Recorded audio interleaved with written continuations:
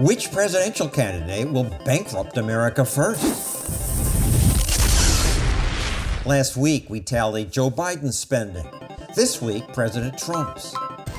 I'm going to cut spending. We're going to cut spending big league. Running for president, Trump promised he'd make cuts. He said it again when he was president. We're going to cut spending, absolutely. And That's we had to do... tough order, Mr. President. It's not as tough as you think. And frankly, there's a lot of fat in there. There sure is. Since I was born, government spending grew faster than inflation most every year. Congratulations, Mr. President.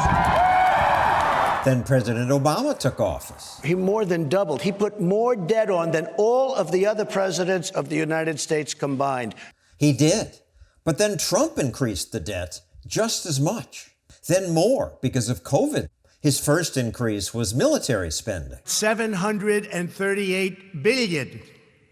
That's with a B. That's an all-time record in the history of our country. Trump said he had to do it. I had to fix the military. The so-called fix in defense spending looks a whole lot like bloated defense spending. Pete Sepp heads the National Taxpayers Union. For decades, NTU has fought excessive government spending. I think most Americans would like to see costs contained. Costs were not contained. And now spending's growing even faster because of old people like me. We're living longer than ever. Soon our Social Security and Medicare checks will crowd everything else out of the budget. Will either candidate address that? No. I'm going to protect your Social Security. I will increase Social Security. And on top of that, It's a good time to be a farmer. Trump spent more on other special interests. $16 billion in assistance to America's farmers and ranchers. More money for space. Most government departments got more money under Trump. Then came a real crisis. The Chinese virus. Both parties wanted to show us they care, so they authorized $6.2 trillion. I've never signed anything with a T on it.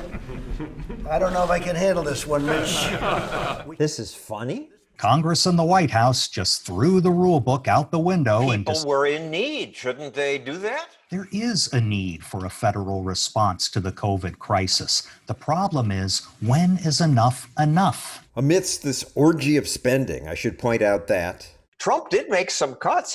The president has made some important progress in reducing the overhead, some of the personnel costs. Trump cut the budgets of his own office and the departments of labor, education, and state. Good. The State Department was bloated with 60 subdepartments. Its budgets increased at triple the rate of inflation, but the media still call cuts insanity. Cuts to the State Department, which a lot of people just say would be insanity. Donald Trump just cut food stamps. They even complain about cuts that never happened. We're concerned about President Trump's $1 trillion in cuts to Medicare and Medicaid. None of that happened.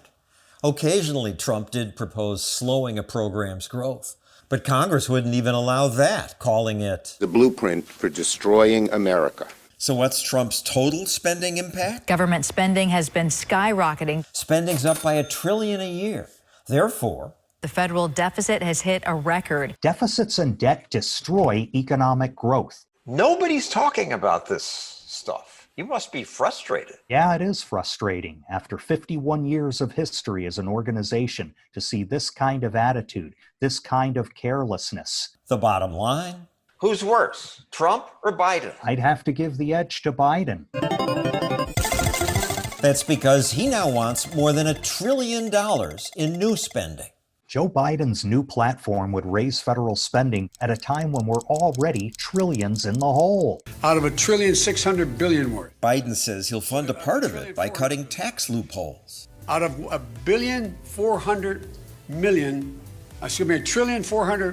It's hard to even say it, it's so much. Numbers this big are hard for anyone to understand. He's spending money out of an empty pocket. Washington just seems to grow at the expense of everyone else, no matter who's in power.